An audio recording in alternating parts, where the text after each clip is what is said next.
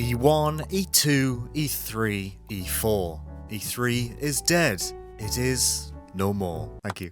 Cheers. Thank you very much. Thanks for coming out. I appreciate it. E3 may have skipped 2023, but it was once again replaced by Geoff Keighley's endless summer gaming festival of game announcements that, as far as I'm concerned, began in June 2020 and has yet to stop. There were a bunch of really cool games announced as part of Not-E3, and instead of trying to tell you all about them myself, I've drafted my wonderful RPS colleagues to do the work for me. Ha ha ha, loophole. So let's dive into it. These are our favourite games from Not-E3 2023. Hey Rachel, how's your E3 been? Hello, I'm doing good, and yeah, E3's I think it's been pretty good this year, but again, it's because of indie games, let's be honest. The indie games are coming through. Absolutely. They're coming through. Yeah. It almost feels like if you want to hear more about both of our opinions about indie games, you can check out our dedicated indie podcast called Indie Discovery. What's been your favourite game from the show? Right, so I have said a lot about like how the indie games are pulling through, but actually the one non-indie game that I really enjoyed was South of Midnight.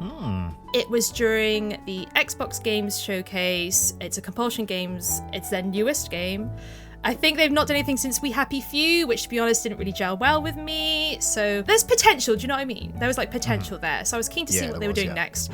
And yeah, immediately the trailer absolutely shot into my top 5.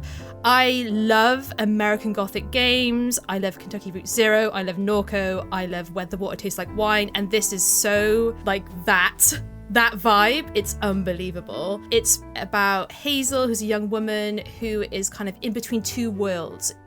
One of them is the Mississippi that we know, and the other one is like a magical realist folklore land where I guess the two overlap in different ways.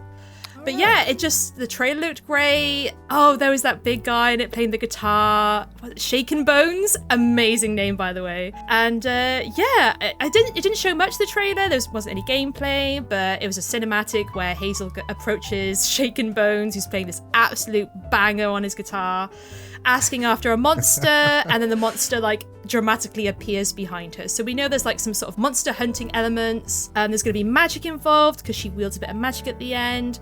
So yeah, it kind of looks like we're going to be going into the backwaters of Mississippi, hunting monsters, meeting a bunch of magical realist folklore. And yeah, I just can't get enough of this game. It looks great. I absolutely loved the art style. I loved how it had almost that like Coraline, plasticine-y kind of like stop motion animation style to it. I think that's a really good fit for the kind of magical realism tone they're going for. Yeah, I thought of you actually when this came on. Oh, really? Because we just had a conversation very recently about sort of like American Gothic style, and I was like, oh, okay, this is a Rachel game. That's good to know. Okay. But you have another choice as well, don't you? You've got another little indie game you wanted to talk about. So yes, my second choice is En Garde, which was presented at the Future Games show. This game, oh my god, where do I even begin? It's it's like the campest game of like any game that was like shown throughout Not-E3. Like, I am in love with this game. You essentially play as a female like duelist who a swashbuckler, that's it, who is kind of like a vigilante, a very like Zorro-like figure, as she, I guess, goes around this Mediterranean-esque island and just dueling dudes, booting them off into the sea, just like absolutely being a menace, essentially. And it just looks like a lot of fun. It looks, very campy, very upbeat, very Princess Bride. I've seen people talk about how it's very much that tone and vibe on Twitter, and I totally agree with that. It just looks great. I also played the demo. The sword fighting is really, really fun. You can use your environment to do really like mischievous things, like grab a bucket and chuck it on someone's head and then boot them into like a stack of like weapons, and the weapons rack will fall onto them. So there's a lot of slapstick involved. Yeah, it just looks like a lot of fun, and it's very upbeat, and I just think it's great, and I can't wait for the full game. I don't think, when is the release date? Oh, August! It's literally coming out this August. So that was also a surprise. Yeah, I'm looking at the Steam page right now. So yeah, and that's by Fireplace Games. I don't think they've done anything else before. This is their debut game, and it looks to be an absolute riot, so I'm all for that. I mean, what a debut, right? Also, bold of you to say it was the campus game shown at Not-E3 this year, when we literally saw a new trailer for Final Fantasy VII Remake. So. I mean, listen, listeners, viewers, you decide. I think this still is number one. Like, you just, she's incredible. I might have a small crush on her. Like, it's just, she's great. I think her name is Adelia. Like, yeah. Cape, sword in hand, dashing. Oh, the massive hat with like the feather coming out Little of it. feather. Yeah. Incredible. It looks superb. I can't wait to play this. Yes. Also, there's like hints that might be like female pirates as well, which I'm all about. So I just want to duel like this big pirate boss lady who's probably gonna kick my ass, but we're just gonna have such a mutual understanding of like, yeah, we're here to duel. So yeah, hopefully it's everything I want it to be and more in August. That's actually really soon. Hey Ollie, how you doing? Been a while since we've had you on the channel. It has. I've been too busy, unfortunately, and very, very hot, to answer your question. I'm sure the same is going for you. It's way too warm. Yeah, this is the only conversation we ever have together on this channel is about how warm we are. You know, it would be really nice if we could have one of these conversations in the winter. Never. No, I refuse to contact you past August. So E3 is done. It's gone for another year. The endless summer of gaming has ceased once more. What was your favourite game from this year's show? I was umming and ahhing about this because I really am looking forward to Frostpunk 2. But because it didn't really show much gameplay, I instead went to Dread Pilots, which came out of nowhere. I have no idea if it was announced prior to this. I don't think it was. It's a new Clay Entertainment game. If you don't know Clay, then what the hell is wrong with you? They're the creators of Invisible Ink, Don't Starve, Mark the Ninja, Oxygen not included. Some of these are my favorite games, so I was very, very excited when Clay came up at all. Like, as far as I'm concerned, they can do no wrong. So I was going to play this anyway before I even knew what it was. And then I found out what it was, and it just ticked all the boxes for me, so I really can't wait. It's basically Clay doing Sunless Sea, or Sunless Skies, whichever one you know. So it's a kind of space survival top-down game which has a huge focus on exploration, meeting people, and also, I guess, elements of existential horror or dread. I mean, the name is Dread Pilots, and you are apparently flying around a pocket universe called the Dread, which seems to be suitably eldritch in nature. I mean, the art style, obviously, is signature Clay. It's so interesting because Clay's games are so recognizable, and yet they always look a little different from one another, but it's just always Clay. You know it the moment you see it, and I can't wait to see them tackle eldritch stuff. You know, I don't think we've ever seen that before. I guess we've seen a little bit of it in Don't Starve, but it's a very different kind of thing. Yeah, even though that is a very similar art style, you know, Don't Starve has like got a scratchier sort of visual style, and this is way cleaner. Yeah. It's actually a lot more like Griftlands, I think. Did you ever play Griftlands? I didn't. It's on my list. I really love the look of it. Did you play it? I played a bit of it. It's actually played quite a bit of it. It's probably my favorite Slay the Spire-like deck-building roguelite game. Oh, okay. But weirdly, the bit that I really love about it isn't actually the deck building and the fighting. It's the visual novel side of things. It's just talking to people. And it seems like Dread Pilots has almost exactly the same setup for the visual novel side of things. I was seeing a little bit of it in the trailer that they showed off. It's just, you know, one person on the left, one person on the right, talking to each other through speech bubbles, just letting Clay's art style and writing shine through. And that's it. Just seems like an absolute match made in heaven if you combine that with the Sunless Sea style roaming around. I guess it's also like, is it Dredge, the Eldritch fishing game that came out quite recently? Yes, it is. Yeah, that's another thing that it's kind of like, if you don't know Sunless Sea or Fallen London, those games, then I guess Dredge is probably the closest thing I'd compare it to, because it's just the focus on exploration, going around, maybe getting into a lot of trouble, maybe not, talking to people, scavenging resources, making friends, and all with this backdrop of just horror. It looks so good, and the bit, I mean, obviously I'm similar to you. I love Clay, I love all their games, but the thing that really convinced me that I'm definitely going to play Dread Pilots day one is the fact that the ship you fly around in is basically like a space age truck. It sort of has like a flatbed on the back, and it looks just like a standard 1950s American style truck, but with a couple of like space age gadgets attached to it to let you fly around this world, which I think is really neat. That's true, but funnily enough, I was thinking about the vehicle that you were piloting in that trailer. Yeah. It didn't strike me as a truck, even though it clearly is now looking at it. But I was looking more at those weird lights on the side as you're roaming around, and also the searchlight going out the front. It made me think of some sort of weird deep sea fish. Ooh, I mean, it looks very mechanical, but it also looks really, it itself looks eldritch to me. Maybe I'm just looking for eldritch everywhere because I love that shit. It was just awesome seeing it roaming around in the darkness with the searchlight. That's exactly the kind of thing I'm after at the moment. Mm-hmm. Yeah, no, I completely agree. And I love, like, speaking of eldritch as well, the way that it is like futuristic eldritch. There's a lot of like mechanical horror as well as like organic horror in these environments you're exploring. And yeah, it just looks great. It's clear, right? They're just so inventive. This feels like a very safe bet, which is always nice. Exactly. The moment I saw Clay, I was like, yeah, this is probably going to end up being the game that I talk about in this video. Just slamming £20 down on your desk. Yep, just pretty much. Ready for it to launch. Yeah.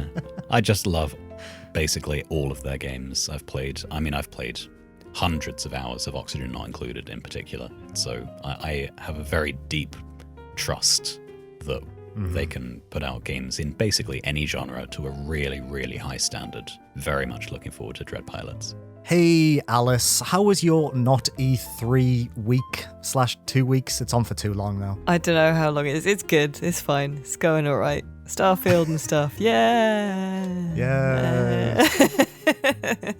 Now this is video games. This is living. Staying up till 2 a.m. drinking emergency Fanta. I love the idea of an emergency Fanta. I feel like I've got constant supply of Fanta, but I like the idea of it being more limited. So what happens is I'm trying to be healthy so I don't get Fanta on the reg. So when I get a takeaway, the drink I asked for is a Fanta, and then I keep the can for emergencies, such as when it's about half midnight, 1 a.m, Jeff's still going, and I need to I shotgun the cold and the bubbles and the sugar. Tactical Fanta. It's like a Call of Duty kill streak. So speaking of Geoff Keighley's endless summer gaming parade, what was your favourite game from this year's Not-E3? Okay, so mine is entirely nostalgia driven, but it is The Lord of the Rings Return to Moria. Nice. Which is a survival crafting co-op game about being dwarves returning to Moria. There you go. I don't like survival games, but I will play this one. It's great. All the PR emails about it, they say stuff like enhanced dwarf creation or something like that, because you get to build your own dwarf. Like building your own Lego minifig, you get make your own dwarf, custom dwarf. So what's the nostalgia bit? Is it purely a love for Lord of the Rings that's making you interested in this game, or? Well, it's the Lord of the Rings movie specifically. They came out when every year when I was 11, 12, 13. Every year for my birthday, I took some friends to the cinema to go see Lord of the Rings. Nice. But the books don't come for me, but I don't think the books are that good. Don't at me. But the films I think are great. And they got this year for the first gameplay trailer, because they'd done a teaser reveal, but the first gameplay trailer this year, they got Gimli. Oh, did they? They got Gimli? To do the real Gimli, yeah. John Rhys Davies, the actor, is what he is known as on our Earth. But he's actual Gimli, and he narrated the trailer, and I was like, yeah! Fucking yeah! It's such an easy play, but clearly it works for the people that that it matters to. What is it you actually do in this game? You said it's a survival game, but are you literally just burrowing under the earth? Is that what you spend your time doing? Yeah, so obviously the dwarves dug too greedily and too deep, and therefore Moria is now overrun, right? And so you're returning to Moria to get, some of the precious metals and maybe, reclaim a bit of the area. So you're in a team of dwarves, and you can build your forges and guard towers and stuff, and then goblins and trolls and what have you will turn up sometimes. So there are light and dark mechanics. If you light up an area, that makes it safer because the baddies don't want to come. There was a bit in the trailer where you did a sort of commando dodge roll away from an orc, and then shot it with a crossbow. That was great. So you craft armor with the stuff you mine. You craft weapons. You can craft sort of masterwork things, a bit like Dwarf Fortress, but you're in a little team of dwarfs. And I think I just think it's neat because I don't like survival stuff. I can't be asked finding enough stuff to I can't be asked hydrating in real life. So doing it in a game feels like another step too far. But I think this could be really fun. It's got some deep rock galactic energy, I think, what with the dwarfs and the mining, the hidden rock, but with the nostalgia, and love. And, Lord of the Rings has had some clangers recently in the game world, so it deserves a shot. I just thought it was really nice. Yeah, I thought it was cool. It's a nice idea, because it feels like whenever people make Lord of the Rings games, it's like, oh, Amazon are making another Lord of the Rings MMO, or the Gollum game, or the Shadow of Mordor. Like, this just feels like a more, I guess, smaller scale and more focused experience of like, yeah, what if you were just under the ground and just like digging some rocks as a dwarf or That's whatever. the thing, like, I think the mistake is to try and make Lord of the Rings like mainline things. I think you should make like little side stories. It should be like, doing a mining survival sim as just some random dwarfs, or like a cottagecore hobbit and farming life sim, Oh, that would be so good. Yes, they should definitely make that. Or like, a business, one of those business sims where like you're running the prancing pony or whatever it's called. I can't remember. I'm a fake fan. Exposed. Tom Bombadil sim. See one of them. Can you remember when EA were making like 4 Lord of the Rings games a month or whatever, and they released that RPG where you played as a legally distinct version of the Fellowship that were always like 4 steps behind the actual Fellowship? I do not remember that was called. Yeah, it was on the PS2, and it was like, oh, you've just missed Aragon. Like, he's just down there. But don't worry, you and your like hobbit pals, and there's one elf, there's one human, there's one dwarf, and oh, maybe I do remember that. That's one of my favorite things in like big franchises where you're playing someone like, I think they do it in WoW quite a lot, where it's like, oh, the big main character was just here like a second ago. They told me to tell you that they think you're really cool and you're doing a great job. I love that. They should do that more often. So many good ideas. I'm done talking about Return to Moria now. Do like a city building game where you're elves building trees or whatever, or preparing to leave. Oh, you've got to get enough resources to survive your trip on the little boats out. That's a great idea. Yeah. See, I'm full of them. Come to me. Embrace a group or whoever it is. You'll be acquired by Embrace a Group by the end of this call, I think. And then closed down. Fingers crossed, Return to Moria will be developed to completion, because I think it is a fun idea. And I would play with people. Hello, James. It's been a while since you were on a video with me. I know, right? What's going on? Where are all the Steam Deck videos? My Steam Deck is still slightly broken. It's a work in progress.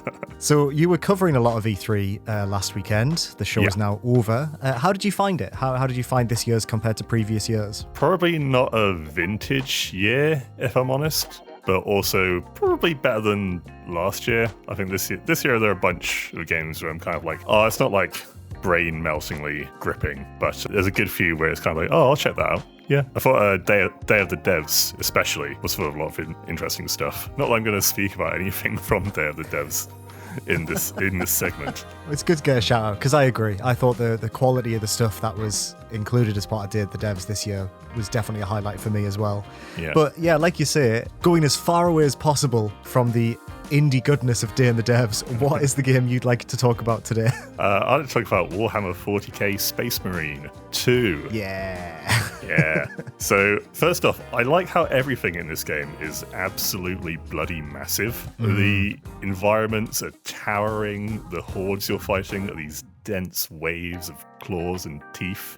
Even your character, is taller and chunkier than he was in Space Marine 1. He's a Primaris Marine. He is a bigger lad. It's in the lore.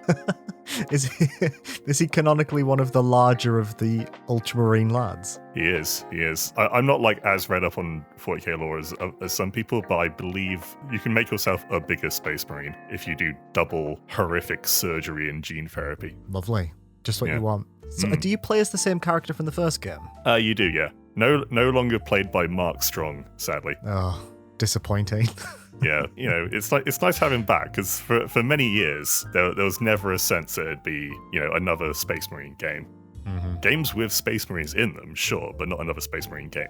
So to have this was like just a lovely surprise to have Captain Titus back. I feel like, as I only played the first Space Marine last year, I got it for like £2, and it runs really well on the Steam Deck, and I think it holds up. It's a really good classic 360 third-person shooter, but I think it came out at such a point where there was an oversaturation of that specific genre that I do think it stood the test of time a bit better than people might have expected it to. It definitely came out in the era of brown shooters. Yes, it did. Yeah. But it is quite inventive, and I played it actually back to back with Gears of War, which it clearly was inspired by, and I think it does things different enough that it does feel like its own thing. And part of that, like you mentioned with the sequel, is how chunky everything is. Yeah, it has like a bigger sense of weight and power to it than other games. So what is it about the second game that you're so excited about? One thing is like the co-op, which was the big reveal. I'll get to that in a minute, but I guess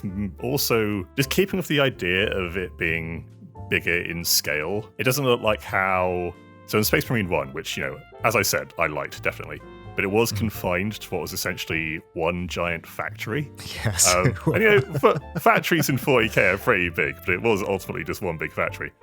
In Space Marine 2, you go battling in all these glittering golden cities and these enormous cathedrals, and in literal space, and in what looks like a forest or a park or something. I don't know if 40k has parks. That might be a bit too leisurely for the source material. Skull parks. The bone park. But between that and it being it's also more of a horde shooter than a like guns v guns third-person shooter. That combination will, I hope, make it feel comfortingly familiar to the first game, while also distinguishing itself from the first game, and reflecting the fact that it has been many years since the first one, and we're not just getting another mid-2000s 7 out of 10. I mean, I'd love a nice mid-2000s 7 out of 10. I'm well up for that, but this does it looks so nice. Like, it looks so polished. It does.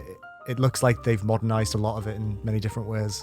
Yeah. But the big reveal was, of course, co-op, 3-player co-op, and I have a lot of faith this will work out, because although Relic made the original Space Marine, this one is being developed by Saber Interactive, who made the very surprisingly good World War Z game. I don't know if you ever played that. I did, and it is better than it has any right to be. Yeah, it's it's really like punchy and kind of really tightly designed. Even though saying the combination of words World War Z game just evokes the crappy, cheap tie-in shovelware, also of the early 2000s. But much like with Space Marine 2, World War Z was based around these gigantic screen-filling hordes of enemies. Just in that case, it was zombies. In this case, it's aliens. So I know that Saber know how to do punchy, satisfying gunplay, but I know that they can do this kind of 3 versus 1,000 combat style. So as long as they do that thing that the first game did, which was really convey the weight and the force of being a genetic Superman in half a ton of power armor, I think it could be a right old laugh, especially with some pals. I think it's going to be a great 10-hour maximum campaign, and then hopefully it'll have some kind of horde mode, because like you say, they've proven that they can do modes like that really well from World War Z. Yeah. And I can imagine losing a lot of time sort of in a supplementary, in an arena, killing a load of Tyranids mode, which I think would be really good. Yeah, maybe we'll play it together. That'd be nice, wouldn't it? In co-op, we will squelch through the guts of 1,000 sorted Xenos together. Oh, hello, Rebecca. How you doing? Hi, I'm good, thanks, Liam. How are you? I'm not too bad. Now, as your long-running co-host on the Indiscovery podcast, I feel like I might have an idea of what game you're going to pick for this video. I can't imagine what you're talking about. Obviously, my pick is the nautical horror game Still Wakes the Deep. It really genuinely was going to be. It was going to be until the Capcom showcase where they announced the Apollo Justice Ace Attorney Trilogy re-release, which knocked not only every other game that I saw at Not-E3, but every other thought out of my head. So how much more is there to say other than that I'm a big Ace Attorney nerd and I'm really excited for the next 3 games to come out on PC? I mean, fair point. I think what was really exciting about it is we have had conversations about this collection being a thing for maybe like a year now. Yeah, I think that's about how long I have been nattering to you about my Ace Attorney hyperfixation, so that seems reasonable. Yeah, I mean, I did genuinely, because you came to me and you basically were like, so you're doing Ace Attorney. It was not much framed as a question when we planned this video. And I genuinely had a quick thought about it, and I was like, do I want to talk about, because obviously there are so many like great new games, everything AAA to indie that were being announced or covered in more detail over the course of the last few days, and I was like, do I really want to talk about a re-release? And I genuinely did consider saying, no, I'll talk about something else. But the reason that I decided to go with Ace Attorney is A, because I need to squeal about Ace Attorney for as long as possible, and it's a little bit iffy to do that on our indie gaming podcast, so I'm gonna do it here instead. But also because if it was a re-release of games I'd played before, I would maybe be like, that's a little bit of a lazy choice coming from me. But as someone who got into Ace Attorney through the last couple of series of remasters that they did, and hasn't played any of the games that aren't out on current systems, the excitement is not really based on nostalgia, it's on having this access to these games that were kind of locked away on older systems that I didn't have access to but knew existed, and that was an irritant in the back of my brain ever since I finished the Ace Attorney Turnabout Collection, which is the Phoenix Wright Ace Attorney Trilogy and the Great Ace Attorney Chronicles. So I finished those early this year, took about 18 months to play all 5 games in that collection. And just knowing that there are 6 more Ace Attorney games already out there that I couldn't play was, it was like a weird mix of like anticipation, knowing that they probably would continue with the remasters at some point, but also this like frustration when you're really into something and then you hit this brick wall of like, okay, so the 3DS eShop shut down. It's like £60 to £100 to get the cartridges for these games for 3DS. I think the remaster is a good choice from Capcom, but what with Ghost Trick about to come out, I don't think I expected it to be so soon. Their commitment to bring these games to modern platforms is appreciated, because especially with the Apollo Justice trilogy, is it 2 from DS and then 1's from 3DS? Yeah, I think there was only 1 on the 3DS, which never got a physical release anywhere outside of Japan, I think, as well. The 5th and 6th games never did, I don't think. Yeah, purely digital. So the fact that they've now shut down those eShops, there was a likelihood, really, that these games could have just been lost forever. So the fact they're bringing them back in these, nicer forms, nicer visuals, a couple of UI tweaks here and there, as well as Ghost Trick. Shu Takumi fans are eating well this year. Oh gosh. Shu Takumi was he was in the direct, which was wild. We haven't heard from this guy for years. He was speaking English. He said he'd practiced for 2 weeks. He was wearing the most charming hat I've ever seen. Love that guy. But it was wild that Capcom went all in on, here's all these games. We're never giving you those Miles Edgeworth ones. Stop asking. Hey now. It could still happen. I do wonder. I think they probably will complete the set. Yeah. We've got to manifest that and the Professor Layton crossover to complete the set. I mean, I kept saying to you they'll never bring these games out, and I've eaten my words. Well, they said that, though. They said that about the Great Ace Attorney Chronicles, which was like, I flat refused to get into the Ace Attorney series until they brought out the Great Ace Attorney Chronicles. Fair. And then they did, and now I'm a massive Ace Attorney fan. So they fed the beast.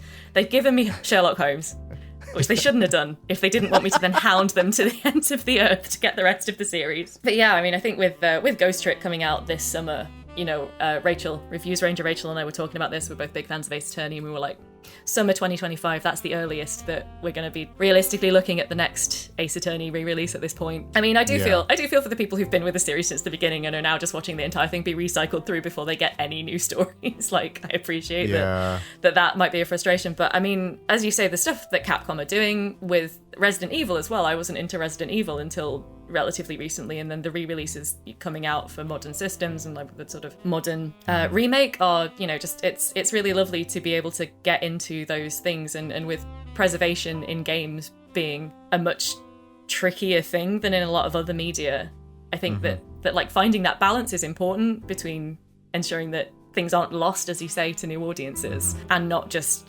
having the same 20-year cycle of the same games over and over again. That's my former life as an archivist talking, but also as an Ace Attorney fan, I just do want to do a big scream and be like, I'm so excited! I finally get to play Apollo Justice and Dual Destinies and Spirit of Justice. What else could I say? What else could I possibly have picked?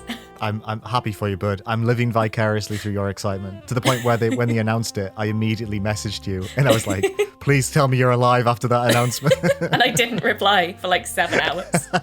Hello, me again. I quite often forget to give my own answer when I do these videos, so that's what I'm going to do right now. My favourite game from Not-E3 was a surprise announcement. It was Prince of Persia: The Lost Crown. In the Venn diagram of my interests, this game sits firmly in the middle. I'm an enormous fan of Prince of Persia. I have been since the original game on the PC. It was probably on something else, but my dad showed me it on the PC. I adored the Sands of Time trilogy. I even liked...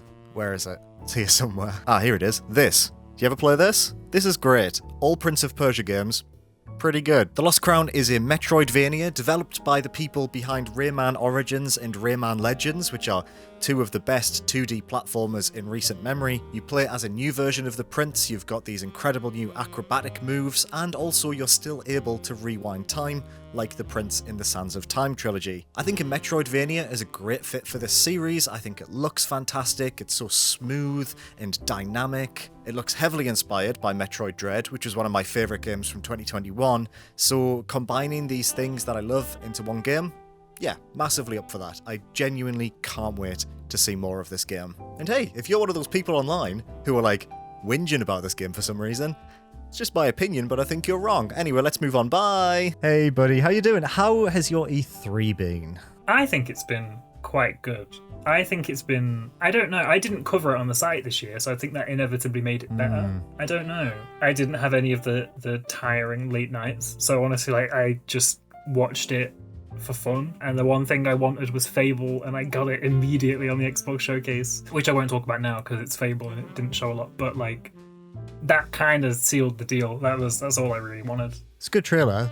We don't have to talk too much about Fable, but I, as a fan of the originals, I thought it nailed that tone, which is all it really needs to do at this stage. I feel like it's in good hands over at Playground. 100%, I agree. Yeah, and like some of it looked gorgeous, and then I saw someone who works on the team, I can't remember like the name or like the role they were in, but they were working on the Playground team. They were like, oh yeah, this is, if people think this looks too good to be real, that's the best compliment we could have because it's real.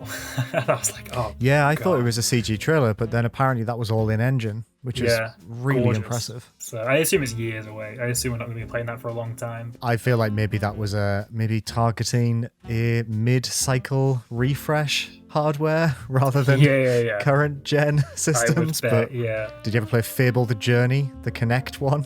No.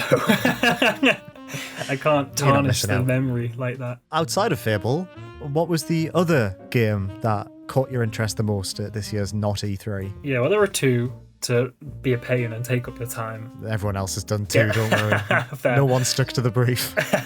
I'll get the quick one out of the way, I suppose, first with Cyberpunk Phantom Liberty, the expansion, which, by the way, absolutely wild that it's 3 years almost since Cyberpunk came out. Yeah, that is wild, isn't it? In like a huge amount of time. But basically, like only really, Ed's played it, but I've not had a chance to play it. But only really because of all the stuff I've seen about how much it overhauls the base game, which really fell flat for me in 2020. Like, I didn't think I thought it was kind of quite shallow and not really the RPG I wanted. Like, the world didn't feel very alive. I didn't find combat particularly exciting.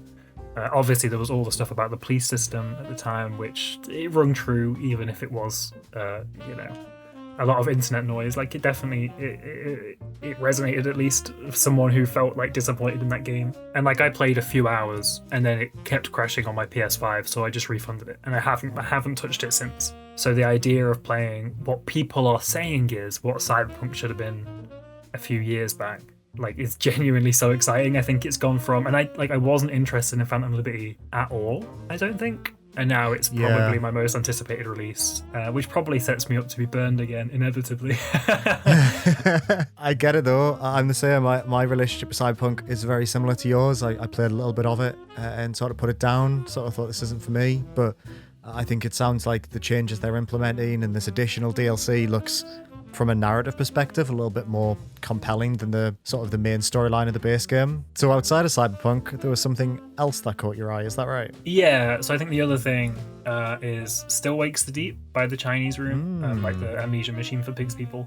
And like it was such a short trailer, it was like 49 seconds, and there's, you know, I say Cyberpunk would be the quick one, but honestly there's probably a lot more to talk about there. Still Wakes the Deep is literally a 49-second trailer showing someone in first person just kind of like stumbling around on a foggy oil rig, and something bad is happening and there's something evil on there. But yeah, it's so little to kind of go in with, but immediately also you know exactly what kind of game this is going to be.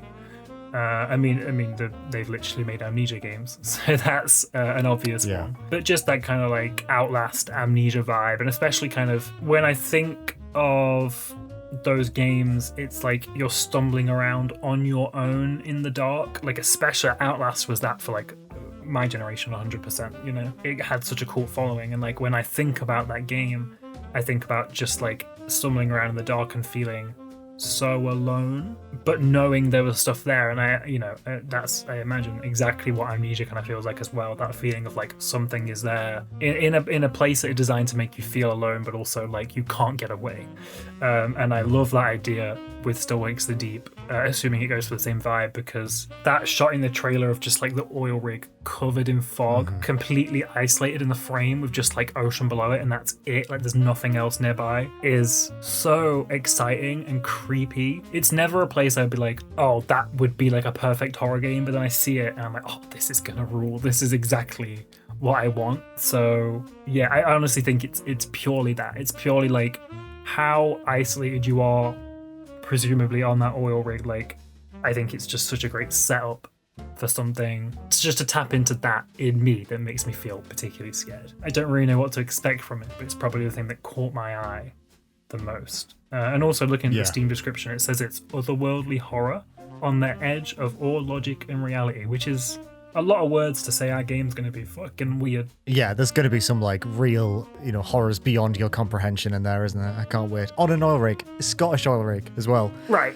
I think everyone on the oil rig is Scottish, which just makes it more characterful and textured, I think, compared to most other games. Perfect. Wouldn't it be so funny if it was Loch Ness? If it was like Nessie and it had like the Loch Ness monsters coming for your oil rig, that'd be quite entertaining. Hey, Catherine, how's your E3 been so far? It's been good. Quite tiring. I'm glad it's over, but no, there's lots of good games, lots of cool, exciting announcements. Yeah, it's been a real eclectic mix. What's been your favourite thing so far? So I'm going to cheat slightly and talk about two things, and selfishly, two things that I have written about for rockpapershotgun.com. The first one is Citizen Sleeper 2, Starward Vector, which is the sequel to the very, very excellent Citizen Sleeper. We didn't see any gameplay at the PC Gaming Show. All we saw was kind of an animated reveal trailer, but that reveal trailer is very, very exciting. Really set the scene for what that sequel is going to be. I spoke to the developer, Jump Over the Age, earlier that week to kind of talk more about it, and it sounds very, very exciting. You play as a new sleeper in a new location, in kind of within the same sort of star system as Citizen Sleeper 1. One interesting difference between this and Citizen Sleeper 1 is that you don't need stabilizers anymore. As the reveal trailer kind of hinted at, your body has been altered to not require stabilizers, but in the process your body is now malfunctioning, which I think will sort of shake things up a bit in terms of the rhythm of that game and kind of how you need to deal with the situations. But yeah, I'm really excited about everything that I've heard about it. It sounds quite a different proposition from Citizen Sleeper 1, but it will still be using the dice, using the drives and the clocks. It will feel very similar, but yeah, the actual the moment-to-moment things that you're doing, the stories that you're going to get involved in, do sound quite different. You have a ship, you'll be getting people on your ship to come and journey with you, but not like Mass Effect. The developers was keen to stress this won't be. They used a very good phrase. It's not going to be like Commander Shepard's neat business ship, which I think is an excellent phrase. Excellent way to describe Mass Effect. Yeah, it's going to be a lot kind of like muckier. You're going to be sort of like it's going to be a lot more friction between you and the people that you're traveling with. So yeah, I'm pumped for that. And then the next one is Saltsea Chronicles, which is the next game from the developers behind Mutazione. It looks super cool. I played this at GDC earlier in the year. A very sort of short demo. This is about, actually it sort of has quite a lot in common with Citizen Sleeper 2 in that you play as an entire crew of people on a ship, sort of set in a kind of flooded post-apocalyptic Earth where you're going out into this archipelago on this ship with a bunch of people. The developers described it to me as like, what if Star Trek, but you are the person who gets to decide who goes on the adventures and what they say when they get there, which I think sounds like an excellent premise. Great premise. So each chapter is kind of focused around a particular crew member, and then you can pick their companion to go with you. It looks like that there'll be lots of cool, interesting locations that you'll get to visit. One island that I saw is an island full of cats, which is obviously, right up my street. It looks brilliant. I can't wait to instant wish list. Yeah, I can't wait to visit that. Lots of cool cat architecture and just lots of cats milling about the place. It's great. And yeah, I also saw another place that was like an upside down cruise ship. Where people kind of are sort of hunkering down sort of with lots of radio equipment. It's also got a really cool save system in that you could kind of, obviously as a branching kind of narrative game, there'll be lots of, depending on which island you go to, you won't be able to go to others, but it's got a really cool save system that lets you kind of basically kind of go back in time, pursue different avenues of the story, so you can see as much of it as you want to, which I think is really neat, and it's all represented by a cool looking piece of seaweed, which I also really liked. So yeah, you go down different leaves on the seaweed, which is cool.